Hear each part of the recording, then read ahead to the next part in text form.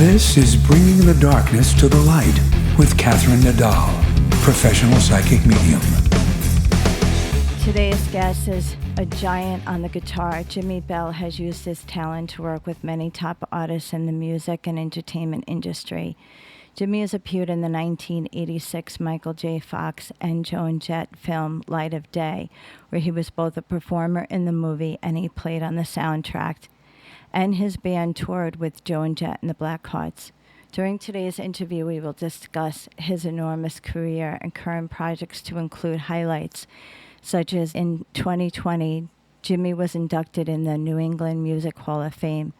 In addition, he is also the go-to guitarist for studio work for sports giants like ESPN, WWE, Impact Wrestling, and NASCAR. Bell is an official endorser of PVX Guitars, Charvel Guitars, Ovation Guitars, GHS Strings. Jimi Bell is the inventor of the SHREDNECK, currently a guitarist of the member of the House of Lords since 2005 and Autograph Beyond since 2019. It's a pleasure to have you on, Jimi. Thank you, Kathy. It's wonderful to be here. I know we've been talking about this for a little while, trying to make this happen, and it's a real honor. Thank you. Yes, yeah. We had a fun summer. You know, I had met you at the Ace Frehley concert. A lot of us were hanging out with Aldo Novo. And then I was just so happy to see you recently here in Connecticut at the San Gennaro Feast. You were hanging out with, doing your gig with Beyond Deep Purple. yeah, Beyond Purple. Well, it's actually Beyond Purple, but we're a tribute to the Deep Purple family. So it was a concept I came up with. I had a bunch of friends that have that I've known forever, and we decided we wanted to do another project. When we're not doing our other ones, so we started picking some songs we wanted to do, and the idea just came to me because we had picked a couple Rainbow, we picked some White Snake and a couple things. And I said, you know what? All of those bands really have branched off of Deep Purple. All those artists, you have Dio, Graham Bonnet, Joe Lynn Turner, David Coverdale, Ian Gillan, Rod Evans, the original singer. I mean, the lineup, the people, Glenn Hughes, all these artists were associated with Deep Purple or members of Deep Purple at one point or another. So that's how the whole thing started. So we were looking for a name, and I just said Beyond Purple because we're taking it beyond. We're covering all the aspects of Deep Purple and everything that branched off of it. So basically, when we play all the popular songs that, and when I say that, I mean, there's a lot of deep cuts. Like when you go into Rainbow things, there's some really deep cuts that you could do, but we don't play those. We want to play the most popular numbers. Like we do all the very popular songs of White Snake, and then we do all the popular Rainbow and all of the most recognizable songs from Deep Purple that people would know if you know anything about the band. So, yeah, it's a great band. I got great musicians. My buddy BJ Zamp is in the band. He was with me with House of Lords for many, many years, and he's the current drummer of Dokken right now. And, and, of course, the singer Mike Gill is just absolutely incredible, and Brian and Gary on key. Brian's a bass player, and Gary Fox on the keyboard is just amazing. So it's a great band. I had such a great night, watching you play and seeing all of you. And then at one point, Mike got off the stage and he kind of, went to the front row and started like shaking hands and high-fiving people. And the crowd really went wild. The guy behind me said, wow, that's really cool. Yeah. It's kind of like unexpected, but expected, it's really great. Yeah. The crowd had a blast, Yeah, it was, I'm very, very good friends with Jimmy Galante, the gentleman that put on that festival and has been putting it on for the last 3 years. And, they usually have, he's had more party bands. Like the night before he had the Zoo, and the Zoo was like, a party rock band. So, Jimmy and I had become best friends, and he came to my big birthday party that I had last year. And, I said, Jimmy, look at, he booked us for San Gennaro, prior. And I said, look, if you see the band and you decide it might not be the right band for, what you have going on, I said, no, I won't be offended. You could just say, no, you're not the right band. But he came, he absolutely loved it. And then when we went there, playing those type of things, it's much different. Like we played yesterday or 2 days ago at a rock fest at Indian Ranch, which is a really nice, mini outdoor arena type of thing, and a mini amphitheater type stuff. And it was mob, but it was a multi-band type thing. And, those people are there to see a rock show, This is like, this was the big San Gennaro Italian Fest. So it's food. You have young people, old people, people that don't know anything about rock music or anything, but are just there, So that's why it's always a little bit more of a difficult situation. But Jimmy said we just absolutely killed it there. He couldn't have been more happy. And when I talked to him the very next day, people were still talking about it, which made me very happy. So. Oh, yeah. And then they booked you for, I think you mentioned in June 2025, you have another event in Danbury, correct? Oh, no. I'm part of that. I'm not booked at that one, but I will be performing with the band that's playing there. I help. I did at the Danbury Arena. Jimmy and I put on a concert. It was Beyond Purple, Back in Black, the AC/DC tribute band, and Physical Graffiti, the Led Zeppelin tribute band. And we did a 3, tribute band festival there. It was the first one that was ever done in the hockey arena, which was right next door to where the San Gennaro Fest was. It was right there. And it went over great. So we wanted to do another one. So I'm involved with him in putting those things together. Wow, it's cool. So many people don't realize what's going on in life, and this is the important stuff. This is what's going on currently in your life. So it's kind of great. So people can just come on and check you out locally. Very good. Yeah. I wanted to get straight to a few things. I don't really know your background, like growing up and all that. So I don't know how you first put a guitar in your hands. But a lot of people do remember you from The Light of Day. And it's interesting that the whole scene about Michael J. Fox and The Light of Day and Joan Jett. I have quite a few friends that have been involved with Joan over the years. One of my very good friends is Spencer Drake. He's the only artist, him and Judith Salavez, that are in the Rock and Roll Hall of Fame for designing for 25 Rock and Roll Hall of Fame artists. And Spencer actually designed 5 of Joan Jett's albums. So I have a lot of connections to Joan. I don't have any connections to her herself. But how did you go about getting the guitar in your hand in the beginning? And then how did you land that? Because that was a pretty hot movie. Yeah. Well, I played countless instruments before I played guitar. I played the stand-up bass in an orchestra for many, many years. That was one of my first things. I played a little bit of keyboards, trumpet, even for a year. But I fell in love with drums. So drums became like a real fascination with me. My parents brought me up on old big band music.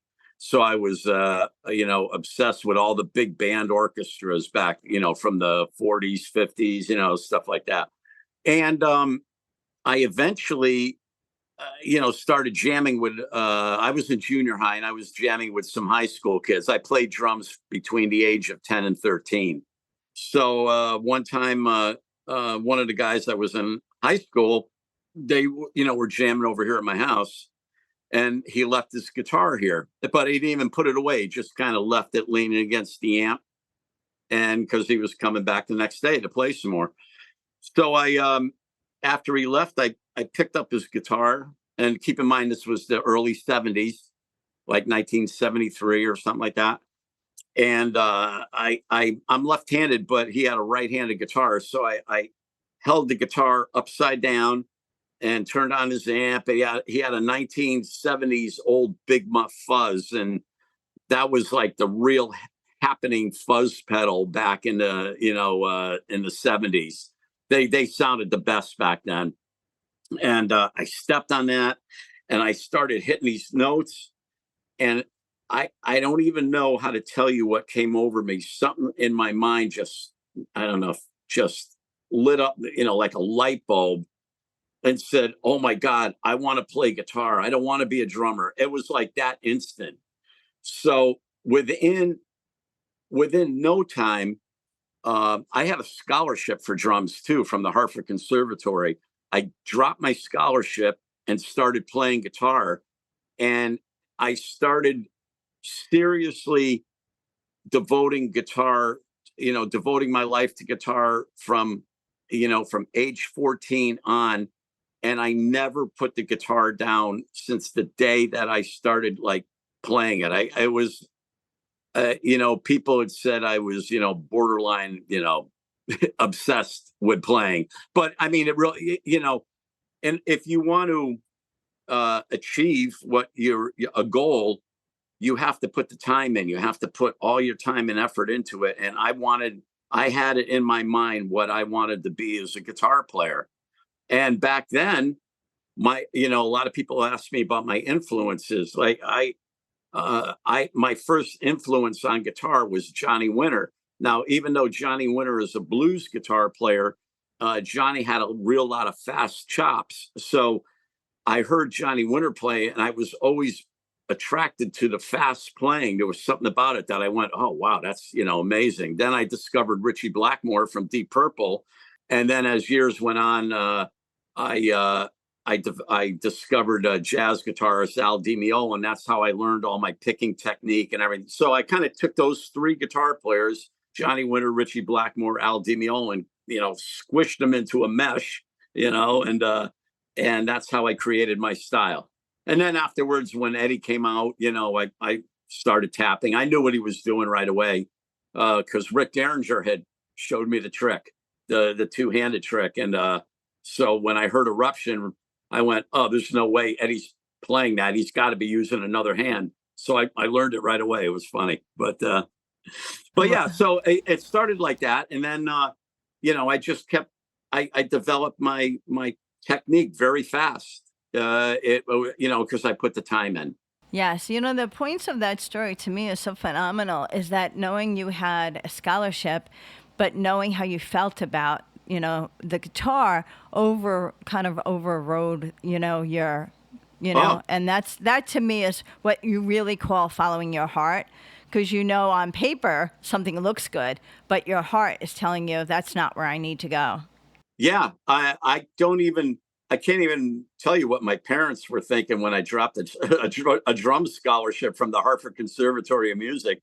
It was just, it was one of those things, the guitar, it like spoke to me. I guess that's the only way that I could tell you. And so I really went for it. And, it just ended up working out well. So, moving forward, we were, I played through a lot of bands, I started performing out. I'll tell you this, when I was at age 16, I was already performing out in gigs. So I had ages 14 and 15 to learn how to play basically. And then I was, performing in clubs at 16. And my first gigs ever were at a bar that was a strip club. They had strippers during the day and bands at night, and that's how my life started. So it was kind of strange, but yeah, I mean, I know leading up to the whole Joan Jett thing and all that. Eventually, I did this band called Join Forces, and Join Forces was an all original band. This was very early in the 80s. We didn't play any covers. We decided we were going to do an hour and a half set and have bands open for us, and that's what we did. Well, we caught the attention of someone that worked in Joan Jett's camp. This gentleman, he was part of their team, and he was starting a new management company on his own. And so him and a tour bus, a guy who owned a fleet of tour buses, got together, formed this partnership, and they signed us. And that's how we ended up out on tour with Joan Jett. So we go out on tour with Joan Jett. We don't even have a record deal at all. We have a 3-song cassette, and we're opening for Joan, like at the Beacon Theater and all these other, these big places, and that's how, after that, that's when the whole thing with the movie came up, the Michael J. Fox movie. That's awesome. Wow. That was an exciting time in the 80s. A lot of people were really watching movies and following music. So that was like really amazing. Yeah, it was good. We got selected to do the movie. They flew us out to Chicago. That's where they filmed it. And I met Michael J. Fox the first night that I was there. And believe it or not, he was a bit messed up. He'd been there partying a little bit. We met at the Limelight. There was a Limelight in Chicago, like the one in New York. It had all kinds of stuff. So we met there, and it was great to see him. And the next day we started shooting. And I've never been on a movie set before, but we had to be in makeup at 4 a.m. and you had people. We were portrayed as a band that was kind of like a Kiss band. What we were was Joan and Michael were in a band together called, I think it was called the Bar Busters or something like that.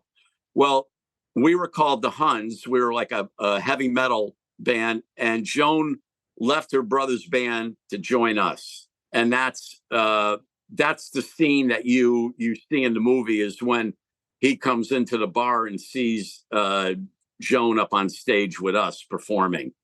But anyways, it was really interesting. We went, eating lunch with Michael and breakfast and Joan and everything.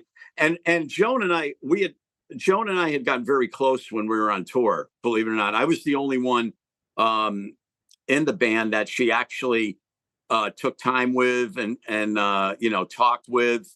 I actually was the only one that has a photo with her and I together back in the 80s when we were on tour together.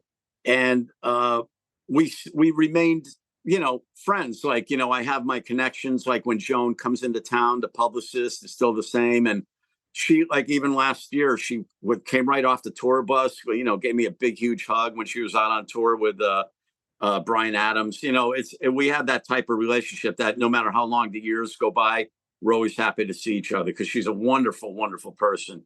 Always, always treated me great. Always.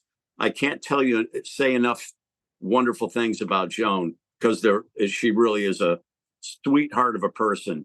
But anyways, I got to tell you, it was really interesting. We filmed the scene. So they had the mobile truck from the record plant outside the club. And we did about 8 to 12 takes of the song, Rabbit's Got the Gun. They picked which one they want, and then they let all the extras into the club. And that's when we shot the scene. But we had to, this is old school. So they were blasting the song through these monitors, these big PA speakers, where nowadays you'd have in-ear things so you could play correctly to whatever.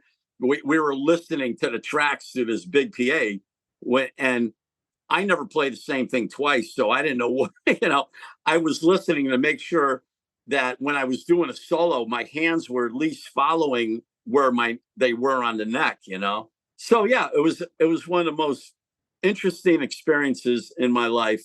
The movie was great. I really liked it. I think the audience was a little taken back because, everybody knows Michael J. Fox as being a comedy, more of a funny actor. And this was his first serious role. So I think people wanted to see him be, Family Ties, Back to the Future, that Michael J. Fox. But this was a serious role for him. So it was different. But, that's what actors do. That is so great. I love to hear the backgrounds of a story. You know, we only see what we see on screen, but to hear the background of like how you were hanging out or how people really were, you know, that to me is really fun. So thanks for sharing that. You really have had an incredible career. What was going on after that period of time? Well, so we did the Joan Jett thing, and the manager at the time had to go back and doing road touring with Joan, which was a terrible thing because he had an opportunity to really do something big with joint forces, and it just kind of like went, downsized, like to nothing at that point, which was sad. But we kept going for a while, and we were working with a producer out of New Jersey named Jack Ponte, and I believe he had something to do with Bon Jovi's first record. And I was working with Jack. Me and the singer were out there, and he brought me over to meet the Skid Row guys before Sebastian was even in the band. So they were practicing at Rachel's garage. So I went over there and jammed with all the guys, which was really cool, and it was all pre-Sebastian, which was cool. You were watching this band come to life, and right at that point, I was endorsed with this guitar company, Kramer. They took me on. I was an unsigned artist, but the president loved the way I played guitar. So he gave me countless guitars, and I was on his roster. And, it was amazing because Eddie Van Halen was their top guy. And they were flying me out to NAMM shows, and we were playing shows with Van Halen and playing NAMM. I mean, in fact, the funniest thing, the second NAMM show that we did, I played. We played at this thing called the Kramer Duncan Jam, and that's where I met Autograph. The original lineup. They performed. So that was my first meeting with Steve Lynch, and then we went out afterwards. I'm not sure if Steve joined us, but Randy and the drummer did. We we went out afterwards for a while. But anyway, so that was a cool experience. But I mean, that was very coincidental, talking about many, many years later, and that we had met. And it's funny how, things just kind of turned around with meeting Randy and everybody later. So around that time, Kramer Guitars endorsing me. Ozzy had let go of Jakey Lee, and they had started working with Zakk Wylde already. Well, Kramer decided to send my promo package out, and Sharon Osbourne saw it and really liked it. So I get a call on a Wednesday morning from Kramer Guitars, and they go, Jimmy, Jakey Lee's out of Ozzy. We sent your promo package out, and they really like it. You have to go to LA and audition for Ozzy. And I'm going, oh my God, that's great. I go, when am I going? When, next week or something? They go, no, today. Your flight is booked. You got to leave, get going. So, and this was on a Wednesday, and I had a show on a Friday with Joint Forces. So I couldn't tell them I was going out to audition for Ozzy because that would have flipped them out. So I got on the plane, went out, and I really didn't have much time to prepare, but I knew some Ozzy songs already. So when I got there, all the guitar players that had auditioned for the band had only auditioned with Phil Suzanne and Randy Castile because Ozzy wasn't going to sit through all that. So I went and did my audition with them. But what was pretty wild is that Sharon Osbourne sat in the room and watched me play. I guess she wanted to make sure she just didn't waste an airline ticket, on what she saw in the video. Anyway, I got done. I nailed it. I did really, really good. And Sharon sat down with me and said, all right, she goes, we're going to keep you. And tomorrow we're going to a different studio, and you're going to play with Ozzy. So that was quite an experience. The next day, I get picked up, and I go into this big studio, this big rehearsal studio out in California someplace. And in walks Ozzy, and this is when he had shaved his head, and he had had that big tattoo on, had just gotten that. And I tell this, it's such a funny thing because you see Ozzy in magazines, on TV, or whatever videos. It's just not the same when you're standing nose to nose with him. It's really a whole different thing. Anyway, it was great. There was this one other guitar player from Sweden that they had auditioned. Now, I have no idea the guy's name. He was a blonde kid, but apparently, he went up before me, which I'm very glad about, and I'll tell you why. Because he went up there and they were doing Flying High Again. And this kid, being a young guitar player from Sweden, and Yngwie Malmsteen was just getting popular, and he was a Swedish guitar player. Well, the very important he's doing Randy solo in Flying High Again, and when it comes up to the descending tapping thing, in that song, that's a trademark lick. This guy decided to get creative with it and started sweeping it in arpeggios, something like Yngwie would do, going, trying to do it like that. And this is no lie, Ozzy flipped out and was standing behind him, making like he was strangling him with his hands. And this kid doesn't see this. And then he made like he had a dagger and was stabbing him, like, behind his back. And then the kid kind of turned and Ozzy gave him the thumbs up like that, And, now keep in mind, I'm sitting with Sharon and I'm looking at all this and I'm going, oh my God, I don't know what's going to happen. So, he got done. They got him out of there. Then I went up. So I was kind of glad that I saw that, because it made me realize not to, because I never copied anything note for note, but it made me realize not to go too far off the beaten path when it comes to doing the solos. Kind of try to stick to it, add my own little thing, but stick to the main stuff. So one of the first songs I did was I Don't Know. And so I started, and I had a really good groove going with the band. Like everything was just spot on. And Ozzy was at the microphone, and he's standing there and he's listening. And then he starts doing that thing that Ozzy did. He would rock back and forth with the mic, holding it. So he started doing that and started singing. And then when it came time for the solo, and I Don't Know, he got right down in front of the amp and listened to me solo. And it was great. I ended up doing like 5 songs, and I had to do a guitar solo by myself, just shred a bunch of notes. And when I got done, Ozzy and Sharon sat down on a couch with me, and they told me it was between me and Zach. That was it. So, but they had already kind of started working with Zach. He kind of already had it. So, they saw me afterwards. So they took me out to dinner to a real expensive restaurant where we didn't belong. Like there was all these, like doctors and lawyers and stuff. But here we come in walking with Ozzy's entourage, But it was great. We sat down, and one of the funny stories that people ask is, we were having dinner, and at the time I didn't eat cherry tomatoes. I wasn't a tomato fan at the time.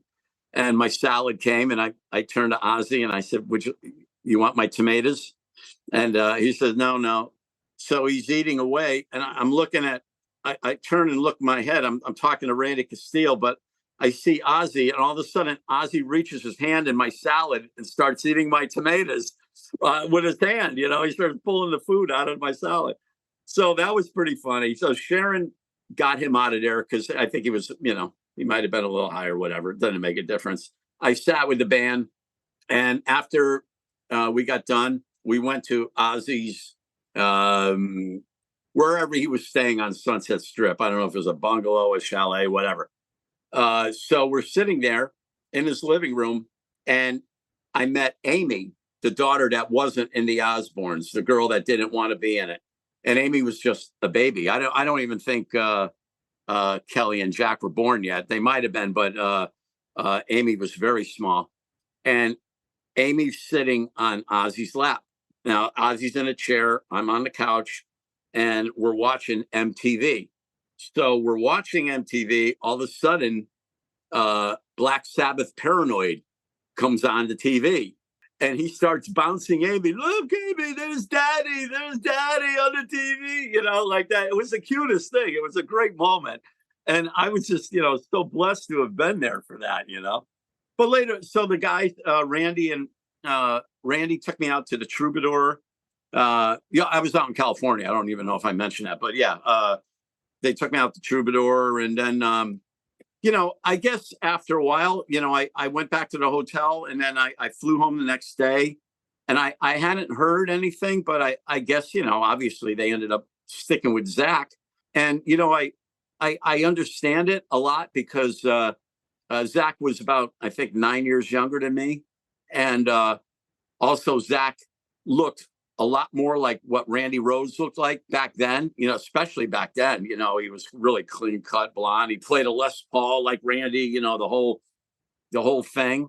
And even somebody said to me, I mean, I know it's probably not true, but someone had mentioned, well, Jimmy, you never know, because you're left-handed like Tony Iommi, that could have had something to do with it, because Ozzy and Tony hated each other, you know. So, and I said, geez, I didn't even think about that, but I kind of doubt it. But I mean, that'd be like a, you know, a kind of a strange thing. But you never know. Things are weird, you know, in the music business.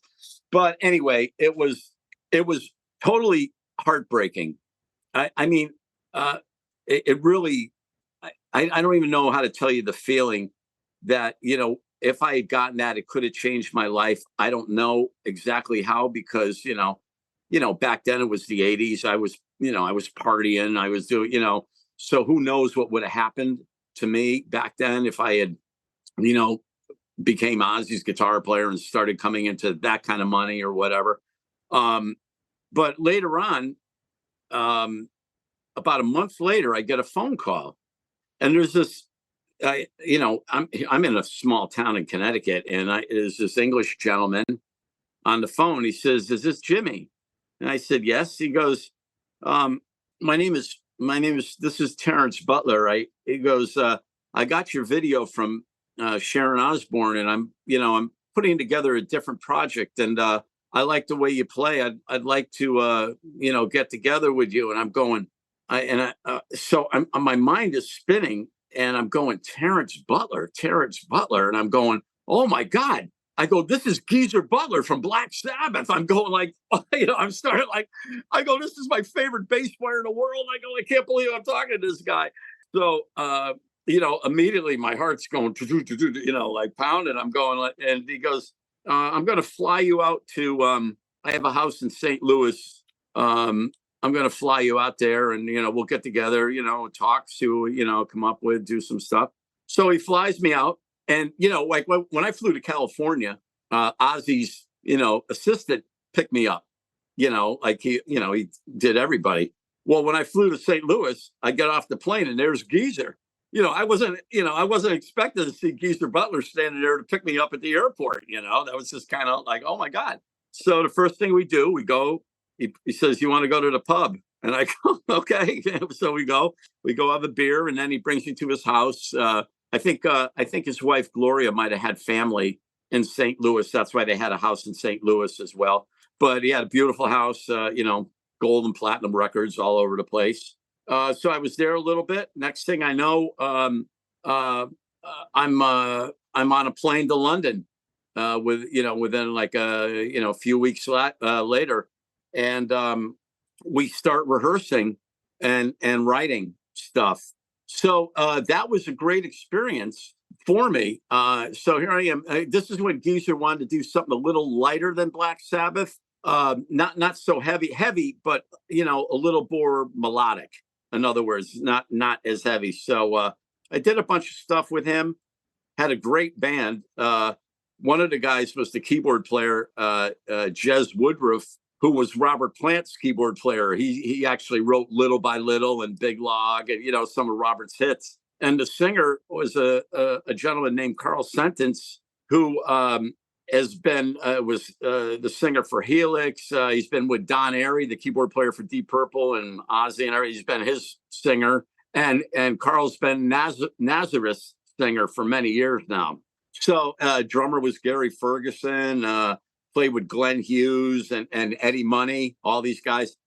So, there's some videos on YouTube actually of me and Geezer playing together in that situation. There's a couple songs that were, because we filmed some stuff. So we're rehearsing in this one studio that was in just outside of Brighton. And he comes to me, he says, Jimmy, do you have anything that's kind of like a Black Sabbath song? And I said, well, I actually do. I said, I've been working on this track. And so I played it for him, and he really liked it. And I said, I have a, kind of a tentative title. And he said, what is it? I said, I've been calling it Master of Insanity. Now, I don't write lyrics at all. I just write music. So Geezer took Master of Insanity and wrote lyrics off of that using that title. So we recorded the song, came out great, this and that. Anyway, we get signed to some record deal, and then it falls through because the guy that signed us got caught doing something, whether it was something crooked in the company, either embezzling money or, sleeping with the president's wife. I don't know what it was, but, it was something ridiculous. So all his projects got dropped and everything. So fast forward 1993, I get a call from Gloria Butler. She says, Jimmy, I have some great news. And Gloria's Geezer's wife. She goes, as you heard, Black Sabbath is getting back together with Ronnie Dio. She goes, and we're going to use your song, Master of Insanity. And I was thrilled. I go, oh my God, I'm going to have a song on a Black Sabbath record. This is great. She goes, we have one problem, though. She goes, we have to say Geezer wrote the whole song because Tony will never let a song from another guitar player on a Black Sabbath record. So, I was, caught between a rock and a hard place. It was like, what am I going to do? I'm not going to try to fight these people. She goes, look, Geezer's putting your name in a special thanks. And when the tour is over, we will pay you for the song. So I just said, okay, so the record comes out. Now the reviews come out. My song gets mentioned as one of the better songs on the record in the reviews. And I go and see them live when they come around, either to Boston or they came to Connecticut and stuff. Not only they were playing the song in the set. So it obviously wasn't like a B cut that was just, in there it was good enough for them to play. So anyways, the tour ends. And I never received any money. I wasn't expecting it anyway. I wasn't, holding my breath saying, oh, yeah, I'm going to get money off of this. But it was just kind of weird. And all these books come out. There's a lot of publications of Black Sabbath where my name's mentioned about that song and everything. But I went and saw Ronnie Dio after that tour ended when he had another falling out with the guys. And he was playing at the Webster Theater here in Hartford, Connecticut. And he comes up, I walk in, I walk up to see him. And I said, hey, Ronnie, my name is Jimi Bell. And he goes, just like this. He goes, Jimi Bell, Master of Insanity.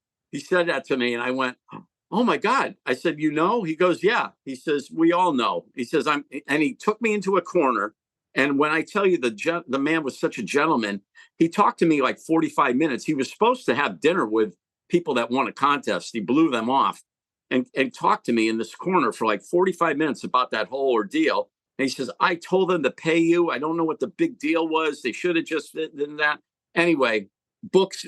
And finally, I went through my life telling people that I wrote this song. Now, I'm a very honest person. There was, and that's kind of an outrageous thing to say. Like, if you didn't write a Black Sabbath song and you're telling everybody you wrote the song, you'd have to be a little twisted. You can't, you got to back it up somehow.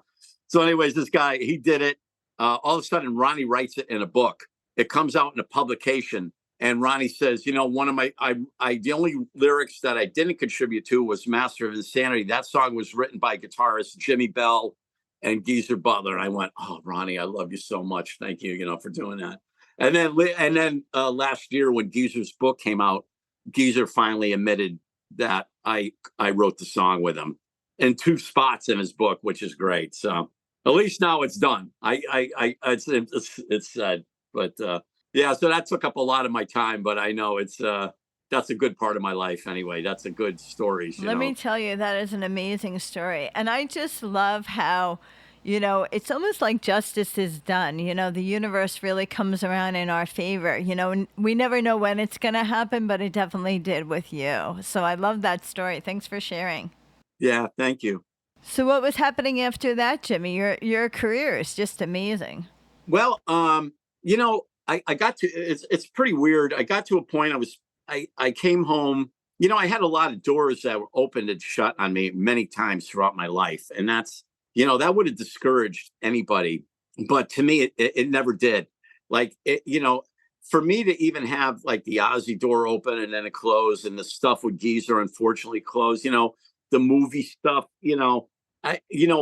most people would say, oh, the heck with this, I'm done, but not me. It's like, because of the fact that door opened that much, even if it opened, half a foot, that means it opened a little bit. And then I knew someday something was going to swing open. That's why I always keep that in the mind, that someday the door is just going to kick open wide. But so I always, it always gave me the drive to keep going. It didn't discourage me. It made me want it even more, want something to happen.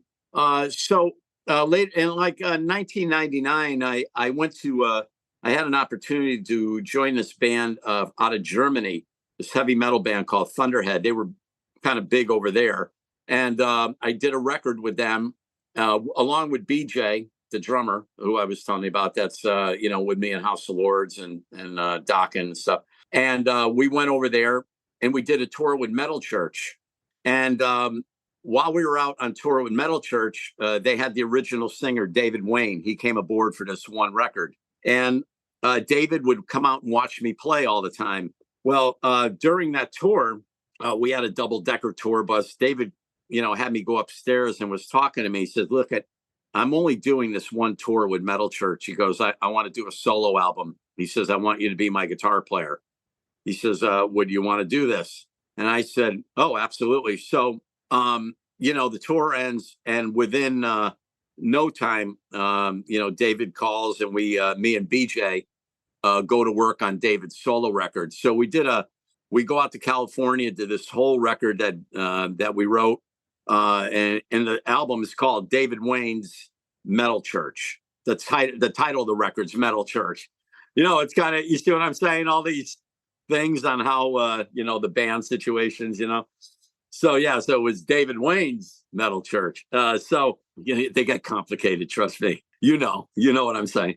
So it was one of those things. The record did really good, and we were supposed to do something. David wanted to go out on tour, but he became very sick, and then he passed away, which was sad. And then BJ and I started working with this singer who happened to be a local guy, Mike Teixeira, but Mike was Yngwie Malmsteen's singer on the Seventh Sign record, and Mike actually sang with the Japanese band Loudness when the original Japanese guy wasn't singing with them. So we did that record, and then in 2005, I get a call from James Christian, the original singer from House of Lords, and he says to me, Jimmy, he says, I'm putting House of Lords back together, and he says, have you ever written a melodic rock song? Now, you got to keep in mind, I had no idea what he was talking about. I didn't even know what a melodic rock song is, but I just said yes. I said, yes, I know how to write a melodic rock song, because I wanted to do the gig. So I sent him some ideas that I had that just so happens that he loved them. And, by the time he added keyboards to these heavy riffs and layered his vocals and all the stuff on it, he turned whatever I gave him into a House of Lords song. So we end up... we did our first record on Frontiers, and the record went great. As a matter of fact, the reviews, everything, the ratings, everything, it sort of put House of Lords right back on the map. And I've been signed to Frontiers now for, I've been on their label since 2005, not just with House of Lords, but other projects, So that went on. I've done several tours in Europe with House of Lords. We just released our 10th record. I'm sorry, it's coming out. It hasn't been released yet. It will. It is coming out. They released a couple songs already, though. Crowded Room is one of the singles, and Bad Karma is a video that just came out. So yeah, that's getting ready to be released. And I've done other projects with them. Demons Down project, which is the weirdest thing, because I got a call from Frontiers. They asked me, say, Jimmy, are you familiar with these super groups we put together? They take these artists from all these bands and release a record. I said, yeah. He goes, well, we want you on one. That's a huge honor. I said, well, thank you. I want to do it. He says, you're going to work with Alessandro. Alessandro was a writer for Frontiers. And so I sent a whole bunch of songs. Alessandro and I worked on the whole thing. And all of a sudden I find out who the other members are. It turns out that it is Chuck Wright and Ken Mary, the original rhythm section of House of Lords that was on the first 3 albums. It's like, what the heck is this? I can't even believe this. I find what you just said about finding out that the guys in the band that they were planning to put together were also House of Lords. So it's kind of like, I really believe that people are put with the right people. And it's interesting that a lot of your past comes back into your present with certain situations. Crazy, right? I mean, I didn't expect that. And the album's great. There's 2 videos out, and both of the songs, I Stand is one of them. I love the video. The song is great, and Disappears the other one. And they're both tracks that I wrote, and they were very happy with the way the record came out. And the singer James, I forgot how to say his name. I'm really sorry, James. So don't listen. Forgive me. He's absolutely amazing. He's so powerful. Just a great singer. But yeah, and then so I did that, and then of course, the other opportunity was in 2019. Steve had decided to leave Autograph because he was with his fiance at the time. They were going to do a project called 222, and he wanted to leave the band and do something with that. And so the guys wanted to keep going, and I got a call from Randy because I had met the guys throughout the period. I was going to see him, and I got to meet Simon and Mark. And, Simon and Mark have been with them since 2013. I think Mark came in 2014 after the original drummer passed away. But Simon's been with them for quite a few years. And so they gave me 3 songs. I said, yeah, I'd love to do it. They gave me 3 songs to learn, and I learned them really quick. One of them was obviously Turn Up the Radio. I think the other one was Blondes and Blackhearts. I forgot what the other one was. So after he gave me 3, I said, yeah. I said, send me some more. So they kept sending me more. And then they saw that I had learned everything so quick. And then I was, practicing my vocal parts because the band does all 3-part harmony all the time. So I got a call from Randy, and no longer was it just an audition that I was going to go out to do in California. They said, look, you're just going to play the next 3 gigs. We're going to, and we'll see how that goes. So they booked me on 3 shows. I went out though.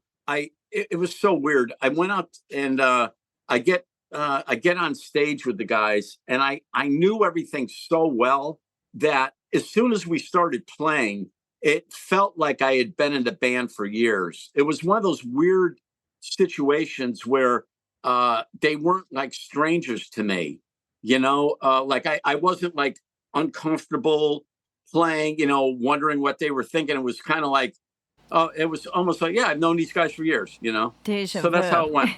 Yeah, deja vu. You're Exactly. Right.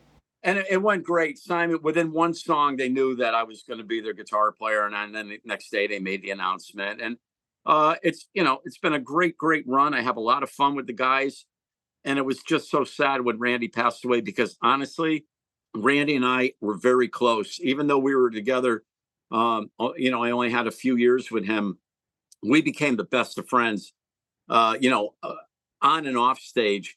And there was so many times, so many moments, and people caught it all on film and pictures and everything. Randy and I are together laughing, joking. I mean, it was endless. He would always come over and smile. And I remember he was playing, and the very first show, he walks up to me. We're opening for Kicks, and he comes up to me and he goes, he's playing, and he leans into my ear. He goes, "I'm so happy you're in this band." He says to me, and that just did my heart so well. I mean, that I did a good enough job to please those guys. So yeah, losing Randy, absolutely, it devastated a lot of people. I know it, especially Regina and everything. But me personally, it really bothered me because you don't need years and years to become best friends with somebody. Friendship could build very, very quickly, and you get to bond with that person like that. And that just like really devastated me, his loss. Yes, a But big loss to the music community. Those yeah, he was those no, connections that I kind of hear you explain. That's what I always call like a soul sister, a soul brother, because it's not the length of time, but it's the impact of the relationship that you had from each other.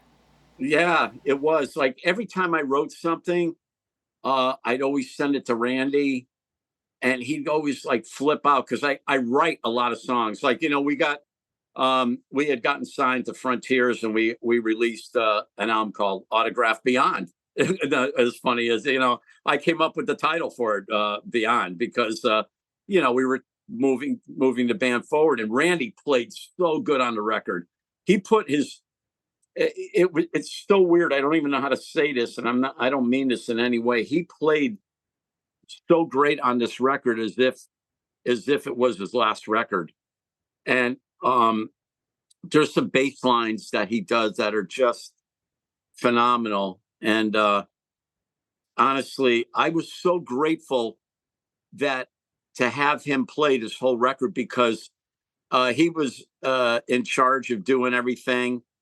And Randy turned in the whole record. We finished early, thank God. We were ahead of our deadline, and we turned the whole record in about 2 weeks early. So Randy, did that, and he died before, within 2 weeks later, before our deadline was supposed to be. He had passed away. I just couldn't even believe it.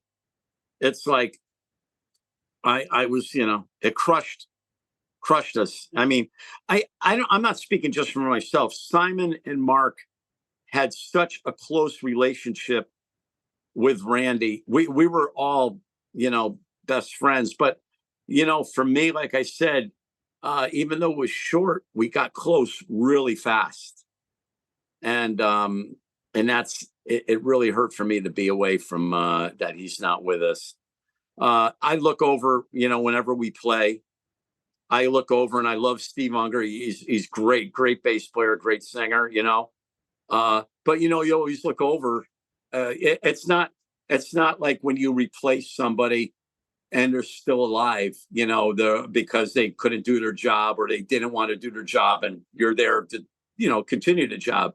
To look over knowing that somebody, a dear friend, passed away, and that's one of the reasons the other person's there. That's a little hard, but Steve is awesome. He does, his voice is great, which is very important because we had to find another person that sings harmonies to keep the band going the way it is. So that's what it is. That's my life. Wow. Pretty much. Yeah, well, it is an enormous career, and you're so talented. Last night when I was playing Bad Karma, I was like, wow, everything he touches is gold. That video is really hot, and that song is really awesome. It's so funny. I'll tell you, when I write for House of Lords, I always write a lot of extra tracks. Every album that I write the music for, I always write extra, and then it gives them a way to pick what they want to use. Well, this happened to be an extra track from a few years ago. In fact, the title track Full Tilt Overdrive, was a song from even sessions before that one. So not only did he pick a whole bunch of new songs, like Crowded Room was a new song that I wrote within the last year. So not only did I pick, did they pick new stuff that I did, he finally, those songs sat for a while. And then finally, he kept going back to him. And then finally something clicked. The lyrics finally clicked. His co-writers, whoever he works with, he finally was working with someone that said, "Hey, I got a great idea for this track." So that's how those things. So it just goes to show you, if you have a whole bunch of songs that you've written, like I do in my computer here, that I write, I write for country artists, I wrote a whole bunch of songs for female country artists and stuff, rock songs, but, with a country flair, like a Shania Twain type of thing. You just never know when they could be used. So it just goes to show you that even though those tracks were written many years ago, all of a sudden they're good, and Bad Karma came out like unbelievable. Yeah, it's amazing. So tell us what's coming up. I know you're playing this Friday night. You're playing at the casino in Connecticut.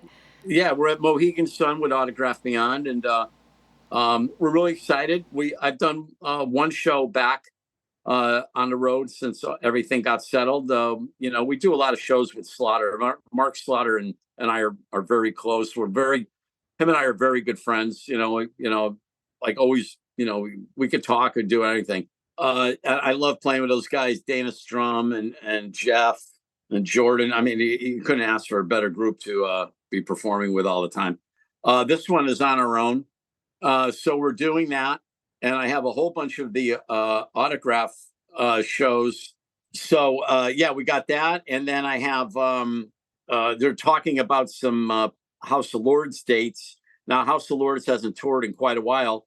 So I'm hoping to go back to Europe because that's where we're more well known.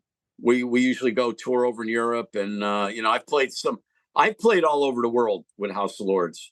All over Europe, including Japan and everywhere. The only place I haven't played with them, and I was supposed to, was Australia. But I've gone many places, Spain, all over Italy, Germany. And every place in Europe you can think of, Sweden, Oslo, all over. I'm looking forward to going back there. I've got a lot of friends in Prague and everywhere. So it'd be great to hit there again. Wow. Well, I'm looking forward to it. So can you plug your social media so people know where they should be downloading and streaming? Yeah. Well, when people aren't hacking it, it's great. There's so many people. I have more T-shirts being sold under my name now. It's so funny. It's like people have nothing better to do. And so, it's great. But yeah, I mean, I'm on social media. You could also go to, I have a website, also Jimi Bell Music.